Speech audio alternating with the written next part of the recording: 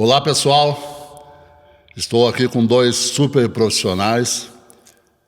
Obrigado pela participação de todos. Assistam nosso canal, Miudinho Old School. Do meu lado esquerdo, doutora Júlia, vou apresentar ela com mais calma. E do meu lado direito, o cara que me furou várias vezes. E eu explico. Esse doutor, uma das habilidades, especialidades dele é a acupuntura. E eu, durante meus vários tempos e anos de competição, procurei o serviço desse cara aqui.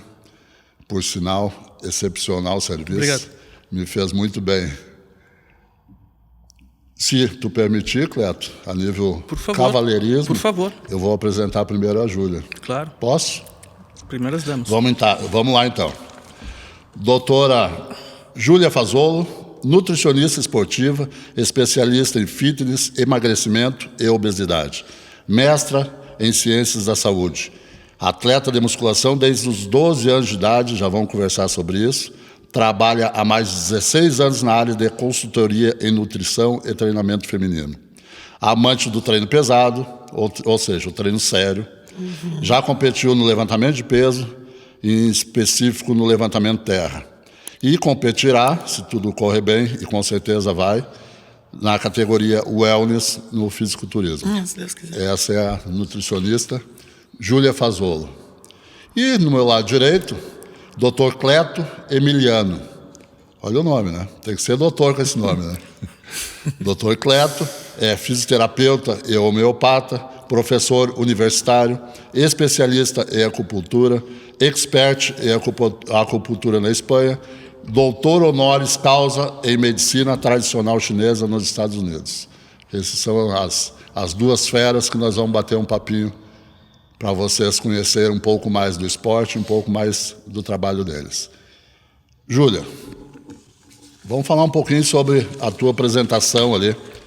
Desde os 12 anos de idade você se exercita e treina. Sim. Da onde veio esse querer? Eu vi a primeira vez o meu irmão treinando musculação, né? E fazendo dieta para hipertrofia e comendo muita massa. Eu me lembro que ele comia até massa crua. E eu achava tudo aquilo muito interessante, comecei a estudar.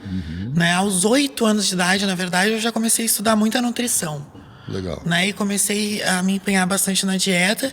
E aí, aos 12, já me inscrevi na academia e nunca mais parei.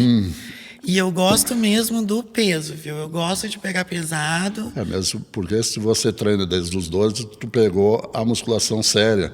Inclusive, eu sei que você treina numa academia raiz de Porto Alegre, que é a Chambes. Na Chambes. Já deixo aí meu grande abraço para o Alexandre, o Chambinho. Grande Chambinho. Dono da Chambes, uma das únicas academias sérias de Porto Alegre, visto que está em raridade hoje em dia, academias sérias. Então você que está procurando se exercitar e quer ter uma progressão, procure, em primeiro lugar, uma academia séria. Me lembro também que lá trabalhava, não sei se trabalha ainda, a Morgana. A Morga, convivo com ela diariamente. A Morga presente abraço, na minha vida. Grande abraço, Morgana. Grande amiga, assim como o pai dela. Vai meus sentimentos aí, Morgana, para ti, para toda a família. Que tive a honra e a oportunidade de trabalhar com teu pai durante anos, que ele trabalhou com os alunos deles na minha academia. Então, vai meus sinceros sentimentos a todos aí. Grande abraço, Alexandre, e todos os alunos da Chambes Academia. Vamos continuar. E aí tu começou com 12 anos. Isso. E passou a gostar. Aí eu me apaixonei. Minha mãe reclamava, mas tu não sai da academia. Sim. E eu ficava realmente 2 horas por dia treinando musculação na academia. E assim foi a minha vida toda, até que eu resolvi entrar na nutrição, né? E estudar mais a fundo tudo isso. Depois que eu me formei também, continuei os meus estudos e acabei me voltando mesmo para essa área do fitness, porque né, era uma coisa bem... Foi ao natural. Para mim foi ao natural. Perfeito. Né? E gosto muito de trabalhar principalmente com mulheres, né? Certo. O qual tu trabalha até hoje. Então, além de começar cedo, tu se apaixonou pela atividade física e estudou, se formou como nutricionista Sim. e trabalha até hoje na área. Muito bom te conhecer. Obrigada. Doutor É uma Cleto, honra. fala um pouquinho o teu início, por que tu se dedicou a essa carreira, por que tu começou a buscar temas de saúde física. A questão da atividade física sempre esteve comigo, né? Eu fui ciclista profissional dos 17 aos 18, quando eu fiz um concurso público, eu fui militar, eu fui da Marinha, e na Marinha não tinha o ciclismo, aí lá eu mudei, durante um tempo eu comecei na musculação, aí migrei junto com a musculação, nunca larguei a musculação, migrei para as lutas. Aí fiz um tour conhecendo aquelas que melhor me adaptava. Nesse meio tempo, eu passei no vestibular, eu não estava morando no Rio Grande do Sul, eu estava no Rio de Janeiro, fundiado no Rio de Janeiro. E eu tive de decidir entre seguir uma carreira militar ou a faculdade. Óbvio que eu escolhi a faculdade, eu já tinha vocação para a área da saúde. Na nossa época, não sei se tu lembra, tinha as feiras de ciências. Sim. E nas feiras de ciências eu não buscava química, não buscava física, eu buscava biologia, sempre alguma coisa relacionada ao corpo humano. Então, decidi depois de uma análise sobre as profissões da área da saúde, eu escolhi a fisioterapia. Já no primeiro, eu saí da faculdade, já fiz a minha primeira pós-graduação, que foi um lato sensu em educação psicomotora, e na faculdade foi onde eu comecei com a acupuntura, dentro da faculdade. Na época não tinha legislação a respeito. Sim. E depois, já graduado, fiz por exigência do conselho, os profissionais deveriam ter a especialização, mostrar a especialização, eu fiz. Sim. E junto, já na década de 90, em 97, eu entrei na licenciatura e o meu trajeto até hoje. Beleza.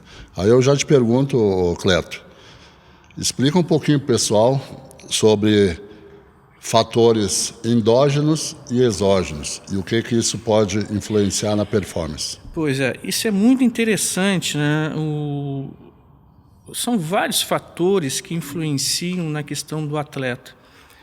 Quando uma equipe vai para um... Não, mas antes disso eu te pergunto, o pessoal não sabe, muitos não sabem, o pessoal iniciando, o que são fatores endo e o exogenos. Não, eu chegarei. Beleza. O pessoal não sabe por que algumas equipes eles conseguem ter tanto resultados em medalhas e títulos do que outros. Apesar do Brasil, por exemplo, tudo bem, falta investimento, alguma coisa, mas existe o atleta. Sim. É justamente a pesquisa e trabalhar nesses dois fatores, o fator endógeno e o fator exógeno. O fator endógeno quem de repente pode mais trabalhar com isso é a doutora Júlia. São o quê? Aquilo que vem na nossa carga genética, o meu biotipo. Entre eles, os chamados aminoácidos. O que são aminoácidos? São substâncias que formarão as proteínas. E entre os aminoácidos nós temos os chamados naturais, aqueles produzidos pelo nosso código genético, que nós podemos e devemos sim suplementar com nutrição, suplementos, que aí a doutora Júlia fala melhor depois, e aqueles chamados não essenciais, que são derivados principalmente dos alimentos. Exato. Que eu suplemento muito também em casos de depressão, fadiga, entre outros. Por exemplo, o ácido aspartico é muito bom para a produção de testosterona, a serina é muito boa para a recuperação da fadiga muscular. Então, os fatores endógenos são aqueles que a gente traz, que a gente tem diferente de outra pessoa, a fazer um trabalho específico muscular, a recuperação diferenciada de outro. Então, esse é a minha carga genética. Sim. É o que diz. Eu posso trabalhar em cima? Posso, né? Com nutrição, com suplementação e com treino diferenciado. Os fatores exógenos são maiores, né? Dietas, estresse, treino, o próprio descanso. Um exemplo, alguns atletas precisam treinar muito um dia e descansar um dia. Outros já têm um treino de 3 dias e 1 dia de descanso. Isso aí tu fala melhor do que eu. É que é muito pessoal. Né? É muito pessoal, né? Então os fatores externos, até o fator, a equipe americana, cada esporte americano que vai para a Olimpíada vai no mínimo 5 psicólogos. Então até a questão emocional é o fator externo. Que conta muito, né? Claro, a emoção também tem o seu lado endógeno. Tanto que existe depressão de causa endógena e exógena. Então, como o atleta, a doutora Júlia, que é atleta, como encara a competição no seu ápice, né? Então, tem a parte endógena, mas também tem a parte externa, influenciando muito os resultados. Com certeza. Então, nós podemos trabalhar de várias maneiras, tanto a questão endógena quanto a exógena. Perfeito. Explicação ótima aí para o pessoal entender bem, que são fatores internos e externos. Perfeitamente. Júlia, dos muitos mitos da hipertrofia feminina, das meninas, das mulheres, me cita alguns, ou os 3 principais, mais comuns, mais frequentes, que tu passa no teu consultório. Tem muitos, viu? Eu acho que o mais comum é que as meninas têm muito medo de treinar pesado. Muito. Elas vão acham ficar muito forte. Que vão ficar masculinizadas, né? Que vão crescer demais, vão ficar muito grandes. Quando, na verdade, né, se tu fizer, digamos assim, um trabalho de recomposição corporal, vai acontecer, primeiramente, justamente o contrário, né? Esse volume corporal, ele vai diminuir, elas vão acabar ficando mais fininhas. Por quê?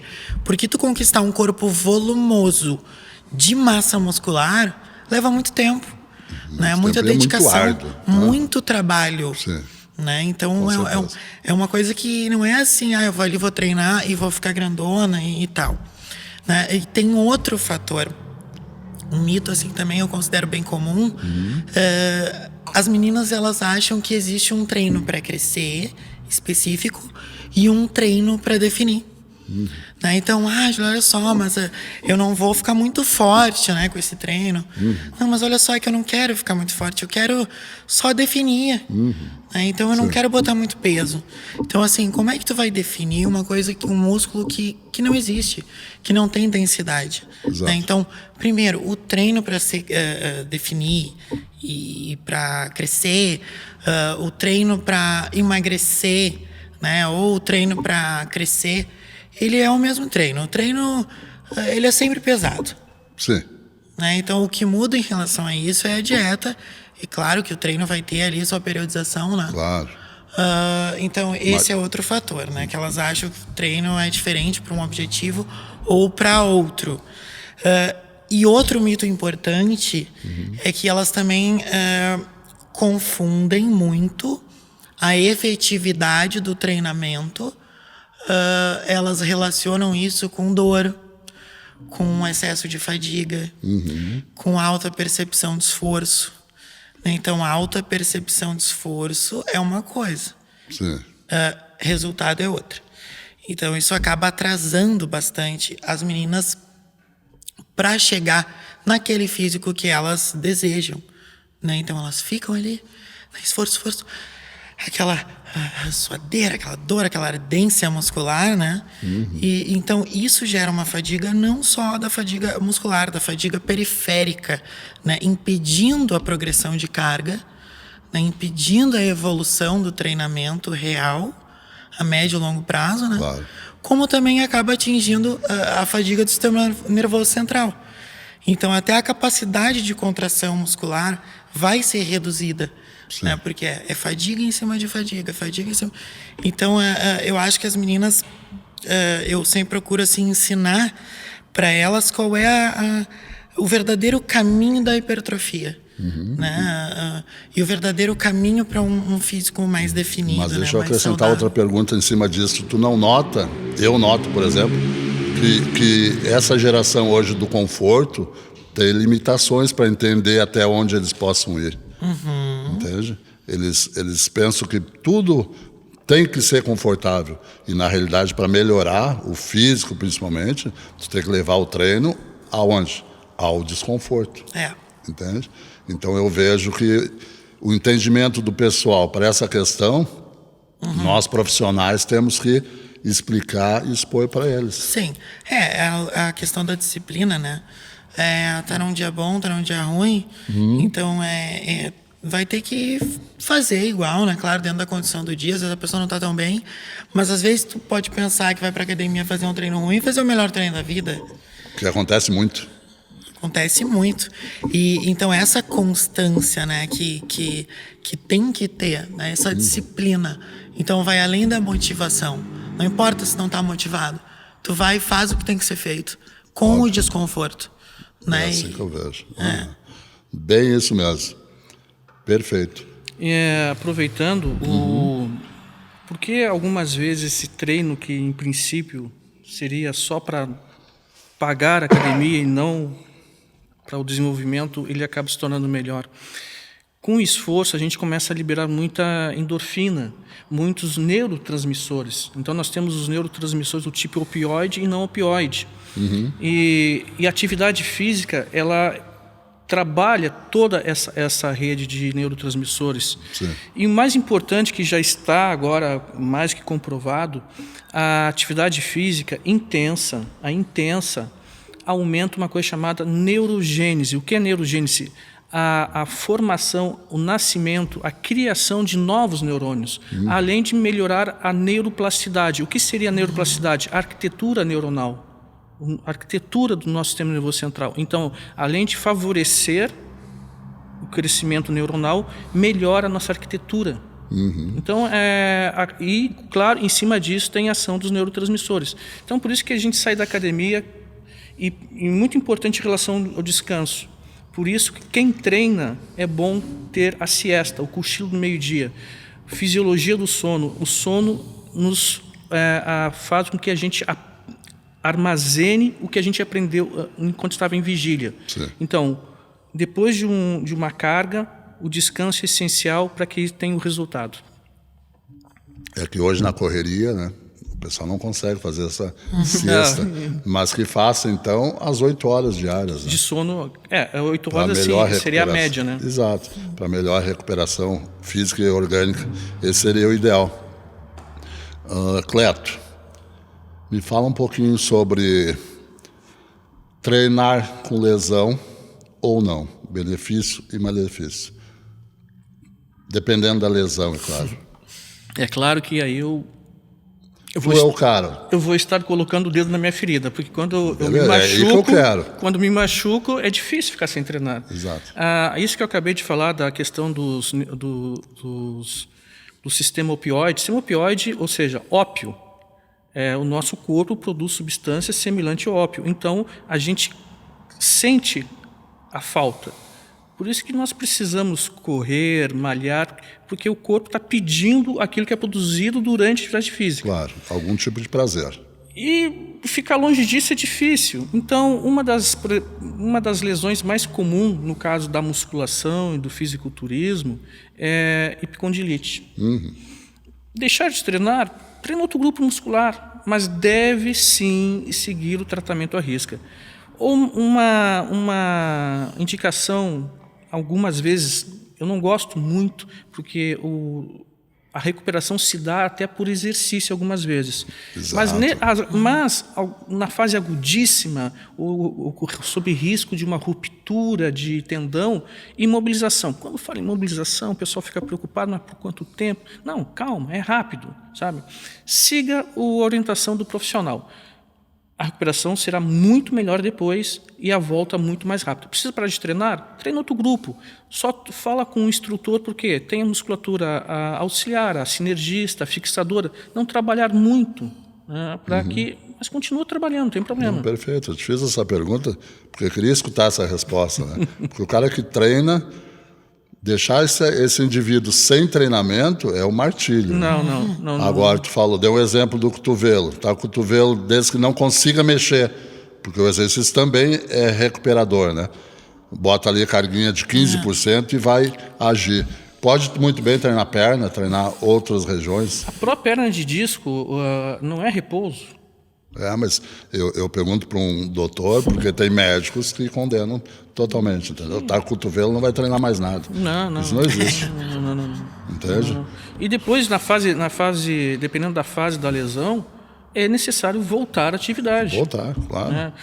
Por exemplo, há 2 anos atrás eu tive uma contratura muito forte no gastrocnêmio, treinando chute, que eu fiquei pulando em cima de uma perna só. Em nenhum momento eu parei. Eu comecei com contração isométrica, no segundo dia já estava alongando, porque senão as fibras ficam assim. Ó. Eu tenho que deixar as fibras normais. Perfeito. Júlia, tem 2 termos que é muito usado no meio competitivo ou não, que eu queria que tu falasse um pouquinho do pessoal leigo que não conhece esses termos. Mesmo porque estamos no Brasil e usamos esses termos que não é brasileiro, que é o booking e o coaching. Fala um pouquinho sobre esses 2 e depois como fazer um balanço nutricional. O bulking, ele é uma fase com ênfase em ganho de volume muscular, né? E o cutting é o contrário, né? Quando a gente quer reduzir o percentual de gordura. Exato. O que a gente tem que pensar assim num bulking bem feito, né? Um aproveitamento máximo dele. Primeiro, para iniciar ele, tem que estar com o percentual de gordura bem controlado. Tá? Para ter uma boa resposta à insulina, né? Uma boa captação de glicogênio e aminoácidos para recuperação muscular. Então, por exemplo, os caras chegam lá, tá, né, com muito excesso de gordura. Primeiro faz um cutting, tá? Um exemplo assim bem prático, para ficar mais fácil de entender. E aí já pode entrar para a transição para o bulking e já aumentar essas calorias, né? Então o bulking funciona com um superávit calórico, tá? Não que não possa fazer hipertrofia com um déficit calórico leve. Porque quem treina pesado consegue também, né? Mas a princípio o bulking ele vai um superávit calórico e sempre preconizar o quê? O aumento da ingesta de carboidratos para melhorar e sempre manter o rendimento alto nos treinos e a progressão de carga. Exato. Tá? Então, além dessa... não só se tratando de recuperação muscular, mas também o rendimento nos treinos ser constante. Tá? Para não precisar estar toda hora parando, diminuindo carga. Não, para ser uma coisa que vá ter realmente um resultado efetivo, né?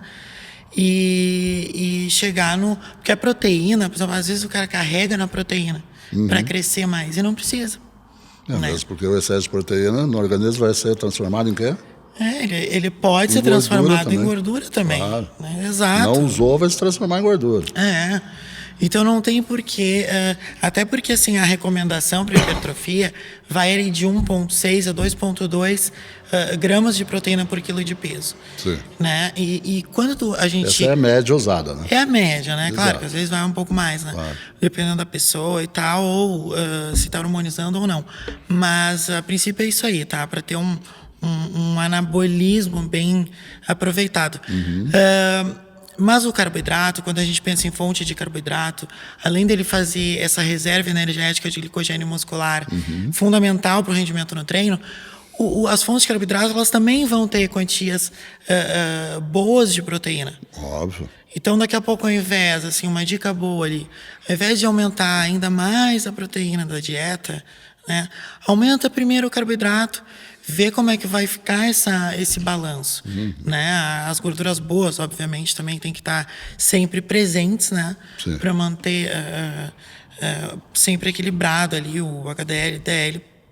Então, o bulking basicamente funciona assim, né? Então, a gente prioriza os carboidratos, né? Uma quantia suficiente de proteína e gorduras e o bom rendimento e progressão de carga.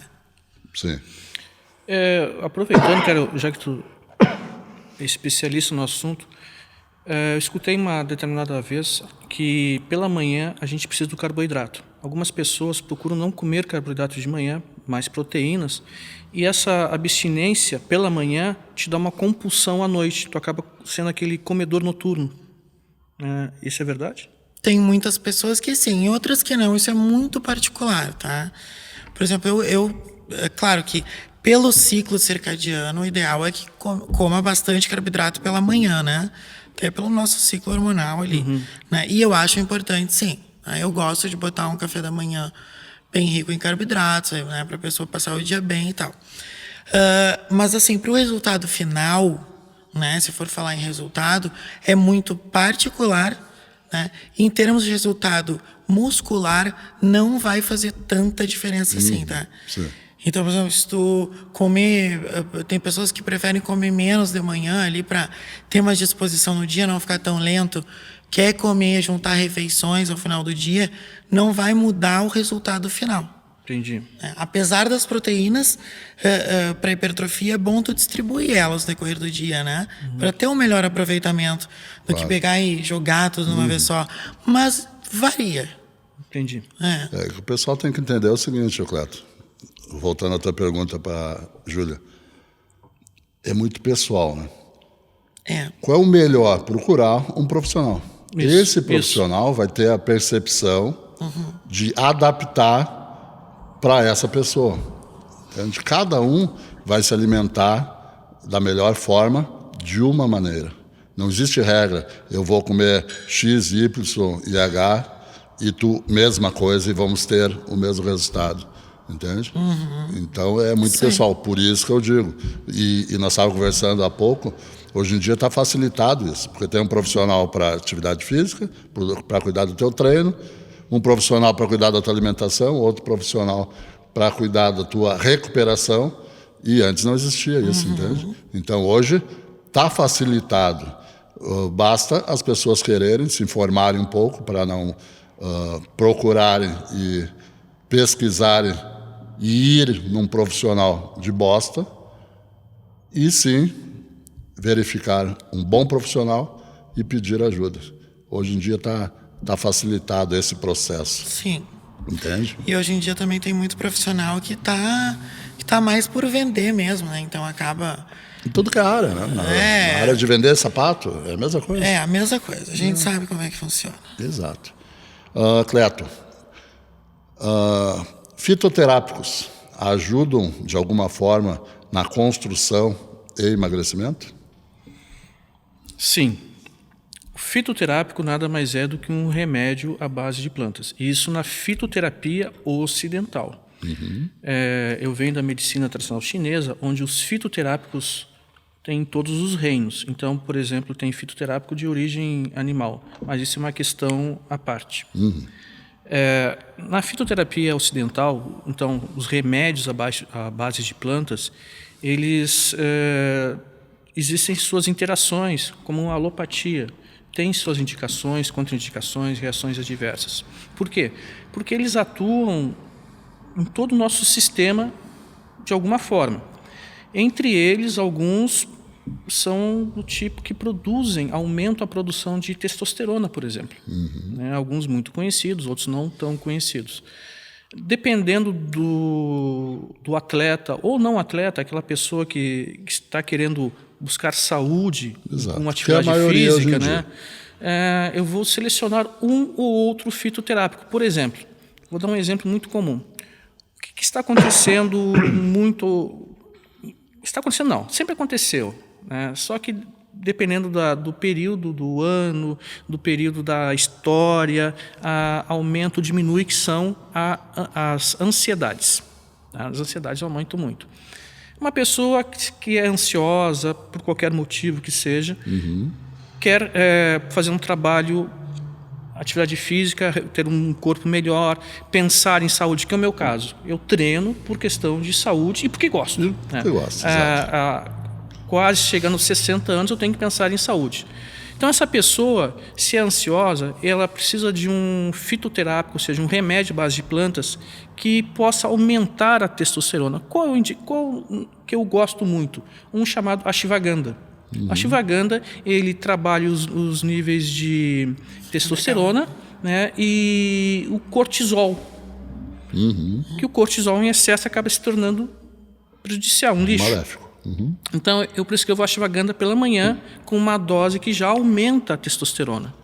E outro paciente que precisa aumentar a testosterona, quer ter um treino adequado, um treino melhor, mas reclama da baixa libido. Aí é outro fitoterápico. Então, os fitoterápicos influenciam? Sim, completamente. Não é placebo, né? Eles têm atuação nas nossas glândulas, inclusive no eixo hipotálamo, hipófise e gônadas, né? Esse eixo que é muito importante, sim, até para a produção da testosterona. Não tem como fugir isso. Vantagens e desvantagens. A testosterona, não sei se comentarás depois, né? Ela mantém seus níveis adequados. O fitoterápico ele é mais fácil de controlar. A pessoa sempre fazendo aqueles exames que a gente solicita, os exames de sangue para ver os níveis, não só testosterona, outros colesterol, a curva glicêmica e tudo mais. E não esquecer o hemograma.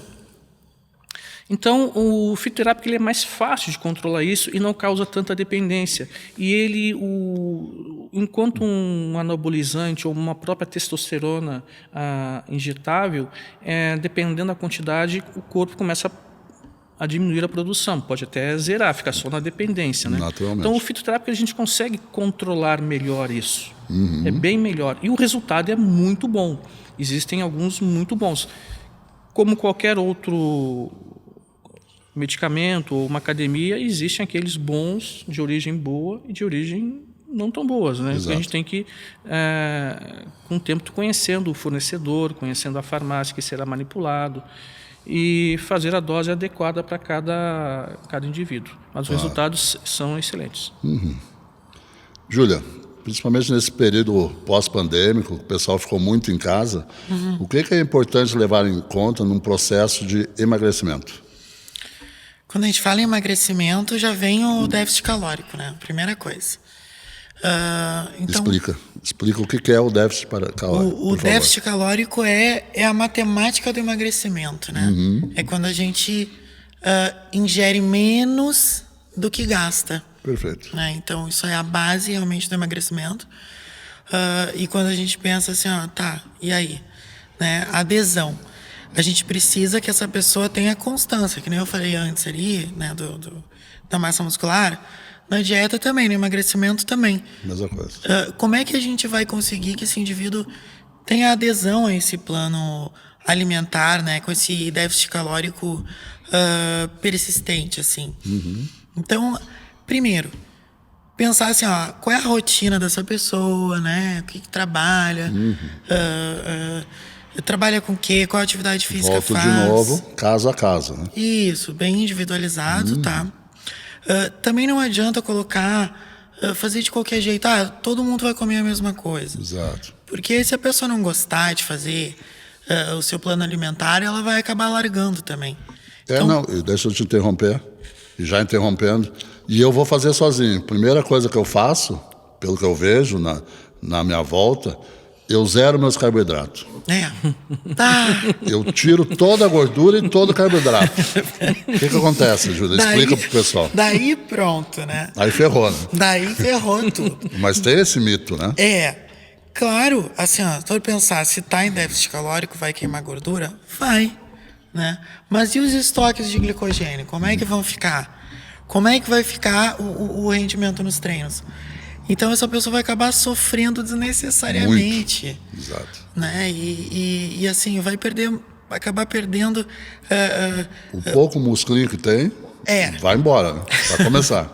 Mas né? Então, não vai ter essa reserva de glicogênio muscular, porque, claro, a proteína, lógico que a gente vai acabar tendo que transformar essa proteína em glicogênio também. Mas é necessidade, né? Isso. É por uma questão de necessidade. Mas essa reserva é que vai ficar sempre muito pobre. Né? Então, eu vou treinar e aí não tenho rendimento nesse treino, meu gasto calórico vai fazer o quê? Vai diminuir. Sim. Então, não compensa. Tá? Porque assim como tu vai... daqui a pouco eu vou queimar gordura mais rápido. Ou eu vou emagrecer mais rápido. Na verdade, vai murchar. Vai. né? Então, esse indivíduo, ou tão com déficit calórico mais agressivo também, né? A mesma coisa, acaba fazendo o que a gente chama de termogênese adaptativa. Então, ele reduz a produção de T3 e acaba dando um tiro no pé, né? Porque vai começar a economizar ali a gordura e vai começar a fritar a massa muscular. E o rendimento nos treinos também baixo, o gasto calórico diminuído. Não vejo futuro, né? Então, e se usa isso assim, em casos de obesidade mórbida, obesidade de grau 3, em casos onde tem realmente uma urgência, né? Para ter esse emagrecimento mais rápido. Mas é que o obeso, por si só, ele tem um sistema de economia de massa muscular já, diferente do nosso, né? Então, são situações. Sim. Né? Então, isso é aplicado de maneira errada. Tá? Então, eu não concordo em fazer isso, não. Resumindo, se ele fizer ajustar a dieta corretamente, vai atingir resultados muito mais fáceis. Muito melhores. E sem danos ao próprio organismo, né? Isso. É isso que o pessoal tem que entender. Com mais conforto, com mais saúde e também alternar o nível de déficit calórico. Então, fazer fases com um déficit calórico maior, outras menor. Mais confortável para ele. Isso, oferecer refeição livre. Porque se ele acertar a dieta, me corrija se eu estiver errado, vai acontecer. Acertando a dieta, ele vai melhorar. Vai. Né? Vai, então, não tem. É questão de acertar a dieta. Isso. Perfeito. Cleto, vamos falar um pouquinho sobre a acupuntura, a importância da acupuntura em lesões. A acupuntura, ela não é a medicina chinesa, ela é uma especialidade da medicina chinesa. A medicina tradicional chinesa tem várias especialidades, a fitoterapia, o qigong, a tuiná, a acupuntura e até mesmo a meditação. Então, a acupuntura é um termo ocidental, né? A puntura de agulhas, e em pontos onde a gente terá uma regulação, fará uma harmonização do nosso corpo, do nosso fluxo energético. Esse fluxo energético, o pessoal pensa que é algo empírico. Não, não é nada empírico. Tudo na medicina tradicional chinesa, que é uma ciência filosófica e simbólica, tem tradução para o Ocidente na linguagem da neurociência. Sim. Então, quando nós colocamos a agulha em um ponto do corpo, que não precisa ser o ponto local, pode ser um ponto muito... Eu estou com uma epicondilite, ombro, por exemplo, ombro. Lesão no ombro. O ponto mais eficiente é lá na perna, lá no tibial anterior, lá no meio do tibial, no meio do tibial anterior, não, desculpa, falei errado. Lá no tibial anterior, na porção mais distal da perna oposta. Não precisa ser local. Por quê? Existe uma regulação em todo o sistema do nosso corpo. É chamada na medicina chinesa de rede de meridianos, onde está em deficiência será nutrido, onde está em plenitude de energia perversa será retirado. No Ocidente se fala muito em neuromodulação. É um termo que o pessoal mais tradicional não gosta de utilizar, porque a neuromodulação hoje não respeita os pontos de acupuntura, não respeita os meridianos, toda a filosofia da medicina chinesa. Mas a acupuntura, ela é a inserção diante de uma avaliação, tipo de lesão, avaliação de pulso e língua, principalmente esses dois, e tem um tratamento geral, tanto para analgesia, até mesmo para recuperação, né, de lesão, de fibras e tudo mais. Mas eu sei muito bem, velho, porque a acupuntura, pelo menos para mim, Júlia, fez milagre durante a minha vida toda. Então eu acredito muito. Tem gente que não acredita assim como eu. No início, quando eu comecei a me tratar contigo, eu não acreditava. Mas é fantástico. Aí depois eu vi que, pelo menos para mim, foi excepcional. Júlia, voltando um pouquinho na tua área, sobre dietas. Faço dieta e não consigo ver resultado. Quais são os fatores mais possíveis de estar acontecendo e a solução? O que eu faço? Aí vem, né? Dieta para quê? Quer hipertrofia, não tem resultado. quer emagrecer, não tem resultado. Uma coisa tá ligada à outra. Ou tá treinando muito mal. Que geralmente é o que acontece direto. Eu vou te falar que isso é o que mais acontece. Então, assim, a pessoa tá se esforçando realmente no plano alimentar, tá fazendo certinho, né? Só que o treino não está legal. Então, vai lá. Eu vou te dar um exemplo, já vou deixar tu continuar. Por favor. Eu recebi, semana retrasada, uma aluna na minha academia, e essa menina queria emagrecer, e estava em outro local, outra academia, há 4 meses. Não viu resultado nenhum. Há 4 meses ela fazia 4 exercícios. Esteira, bicicleta, adução. Meu Deus. Adução e voador. Meu Deus. Era isso o treino durante 4 meses. E ela pedia para o professor trocar o treino, e ele dizia que ela não estava adaptada ainda. E nunca vai estar, né? E nunca vai estar. Porque ele não se deu trabalho, ou não teve condições de adaptar o iniciante, que era, no caso, ele deixou ela 4 meses desse martírio, 4 exercícios. É óbvio que ela não obteve resultado nenhum. Então, é bem o que você está falando. Isso. Então, é o treino ruim, né? Então, assim, o mais comum que a gente vê por aí é o descanso ativo, né? Ou então, tem que emagrecer, então tem que fazer muito cardio, né? Não precisa fazer muita musculação. A gente sabe que o maior gasto calórico que a gente pode ter é na musculação. É na musculação. Se Né? for para te escolher entre um e outro, eu só tenho tempo para um. Qual que eu vou fazer? Musculação. E com o quê? Com carga. Não é que assim, as pessoas pensam, nossa, carga. Não, mas é a tua carga, é o teu pesado. Exato. Né? Não Exatamente. precisa se assustar. Né? Não precisa competir com o outro lá da academia. Isso, não é se muito comparar. acontece também. Isso. Né? Não, tu não tens que competir com ninguém. E Isso. sim com ti mesmo. Né? O grande cada lance um é tu contra tu, sempre. Isso, é a gente contra a gente mesmo. Então, é o pesado de cada um, né, dentro da musculação. Então, o que vai realmente, assim, quanto mais peso, quanto mais esforço para mover uma carga tu fizer, maior o gasto calórico. E maior o dano celular. Isso, porque tu vai... Depois desculpa, de novo. Depois vai recuperar a fibra danificada, vai gastar mais o quê?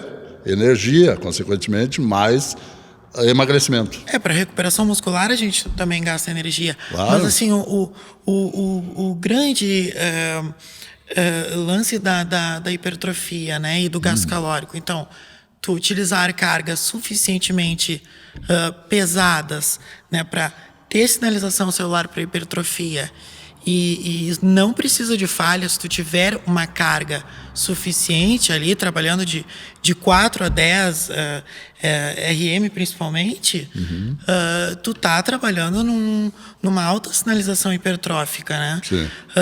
Claro que um pouquinho mais de repetição aí a gente precisaria ir chegando mais próximo à falha ou à falha mesmo, né? Mas trabalhando com uma carga mais pesada e tendo essa sinalização para hipertrofia, a gente tem um alto gasto calórico.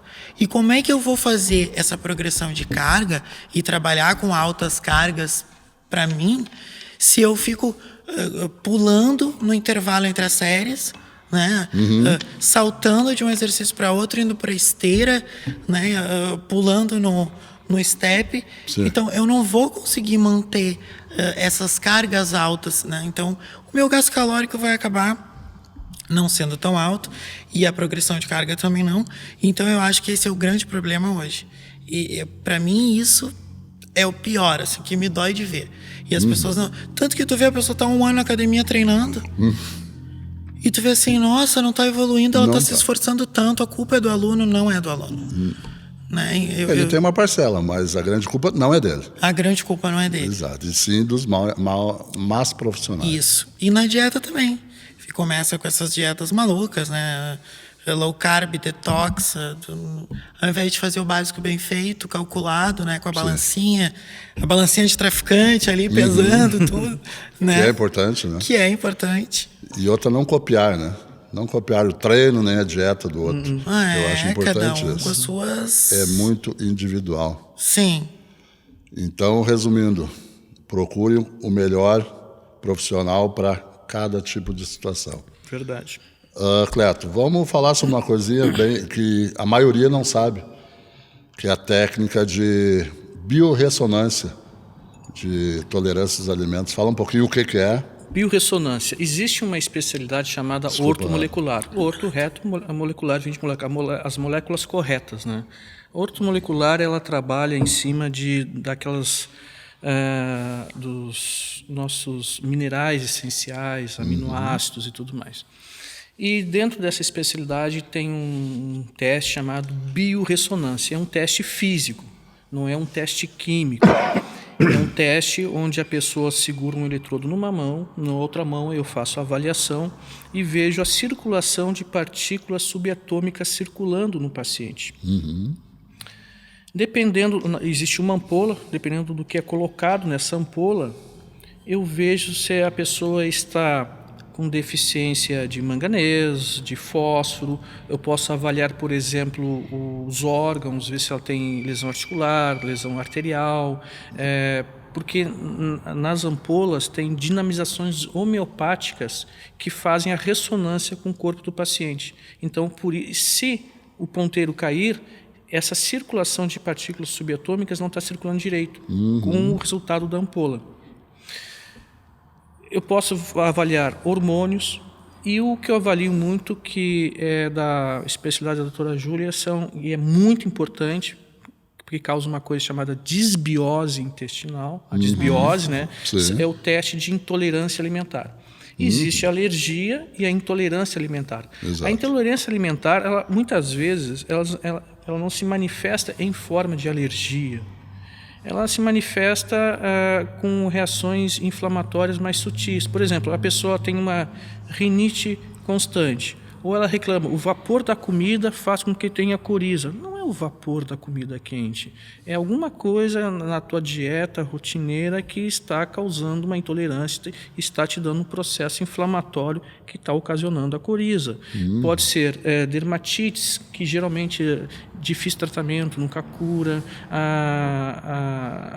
problemas intestinais, a síndrome do colo irritável. Se a senhora quiser falar depois, tem os dois tipos, o tipo que a pessoa fica mais presa e tem o tipo que a pessoa evacua frequentemente. Tem pessoas que ficam 21 dias sem ir ao banheiro. Imagina. É uma manifestação. Então, em cima da clínica da pessoa, essa intolerância alimentar, ela vai se manifestar de alguma maneira. E se existe um processo inflamatório no nosso corpo, nós estamos perdendo rendimento.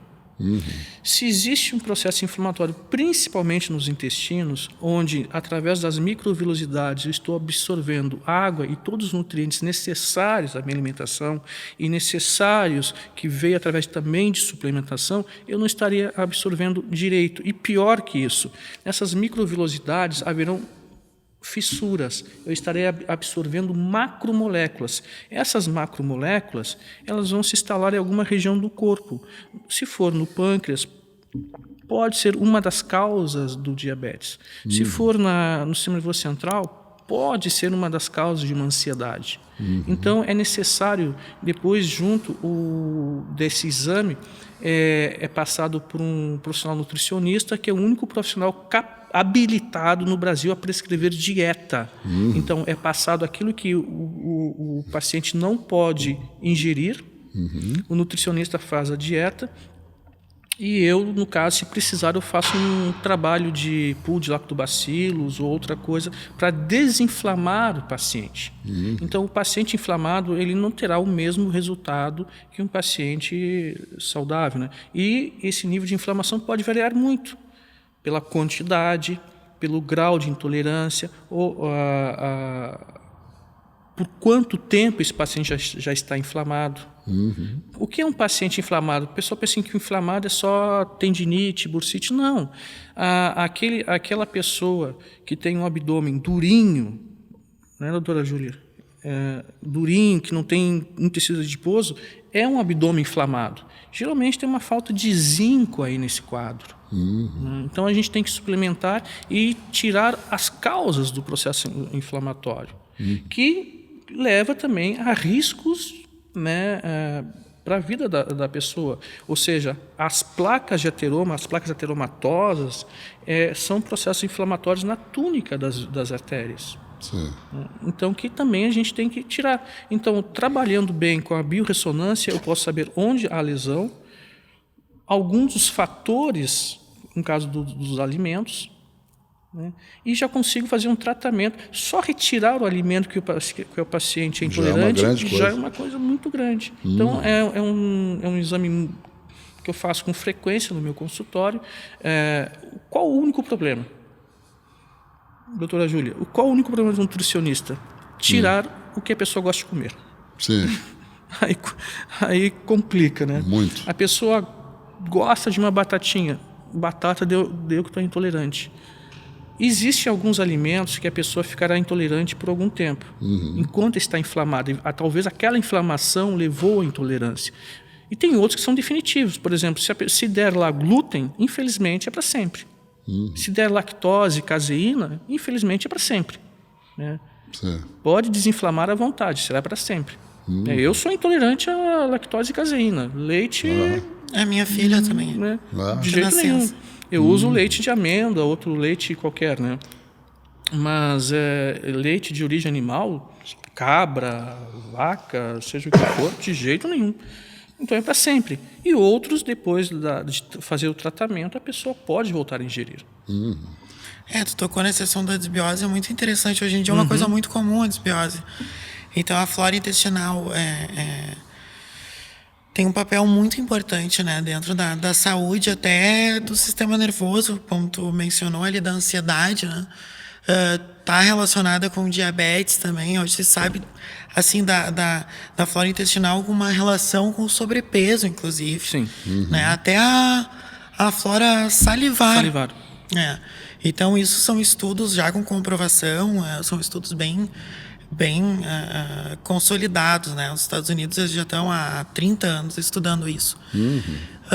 Então, assim, a má alimentação, né? O estresse. Sim. Então, isso tudo foi aumentando, né? De tamanho. Então, com uma boa alimentação desde a infância ali, que é a primeira infância, a alimentação da primeira infância, ela é muito determinante para a vida adulta também, né? Para prevenir a desbiose, né? E no momento que ela está instalada, realmente às vezes tem que entrar com os probióticos, né? E principalmente retirar alguns alimentos, fazer um jogo ali, né? Mesmo que seja temporariamente de alguns, né? Para até recuperar essa flora intestinal e depois ir reintroduzindo novamente. Mas é uma coisa comum hoje em dia mesmo. Eu deveria ter esqueci de trazer fotos do intestino. Fotos de um intestino de uma pessoa que não ingere frutas. Fibras. E fibras, né? E uma que ingere. É muito diferente. É o intestino ulceroso. Sabe aquela língua daquela pessoa que parece que está com úlceras, tem falta pele? O intestino fica daquilo para pior. E foto do intestino com cândida, com fungo dentro, é terrível. Né? Então, isso aí traz um mal para a saúde geral, não só para o treino, para a saúde geral. Sim. 80% tanto que 80% das bactérias o caminho é o intestino. Então, ele é um grande protetor nosso. E também chamam o intestino do segundo cérebro, né? Então, ele produz hormônios. Serotonina. Sim. Então, o intestino... a alimentação saudável hoje é a base da base, né? Sim. Se sabe isso. Pena que nem todo mundo faz. Ou tem condições de fazer também. Tem pessoas que não podem. Não conseguem, né? Cleto, o que tu gostaria de acrescentar mais aí para ajudar o pessoal no geral? O papo está bem interessante. Desde o início teve algumas colocações, né? A questão quando tu falasse das mulheres, o volume de 1 quilo de músculo é muito menor do que o volume de 1 quilo de gordura. Então, aquelas mulheres que têm o preconceito da musculação, do fisiculturismo, né? Ela ficará com um corpo muito mais bonito, reduzindo essa carga de gordura, deixando o músculo atuar. Outra coisa importante, vamos falar da saúde, né? O músculo, O músculo, ele tem um estudo, nós temos um músculo chamado piramidal, ou piriforme, psiforme, que é um músculo no quadril muito forte. Tem estudo, e o colo do fêmur é uma região com maior incidência de osteoporose. Uhum. Né? Esse músculo piramidal, ou piriforme, o trabalho que ele faz ali no quadril, a tensão que ele faz no colo do fêmur evita a osteoporose. Então, olha só, a musculação tem vários benefícios, não só questão de estética, mas de prevenção, porque a prótese de colo de fêmur é uma das mais abundantes hoje, né? Sim. Então, trabalho preventivo de osteoporose, a mulher... Uma vez eu estou formado há 32 anos, agora no próximo ano. Eu estava formado há uns 3, 4 anos, eu assisti uma palestra de um reumatologista, ele falou uma coisa muito interessante. Tem uma vovozinha chegando no meu consultório, acompanhado da neta. Eu devo me preocupar primeiro com a neta, depois com a vovó, porque é um trabalho de prevenção. Então, a musculação ela já faz esse trabalho preventivo de doenças, né? Sim. Cardiovasculares, respiratórias, Físicas musculares, e mentais. mentais também, como a gente comentou aqui antes. Então, tem que fugir um pouco desse preconceito, né? Eu sou um exemplo. Eu estou com 57 anos, não tomo remédio para pressão, não tomo remédio para diabetes, não tomo remédio para colesterol, não tomo nada. O que eu suplemento? Curcumina com piperina, colágeno tipo 2 para as articulações. Perfeito. Né?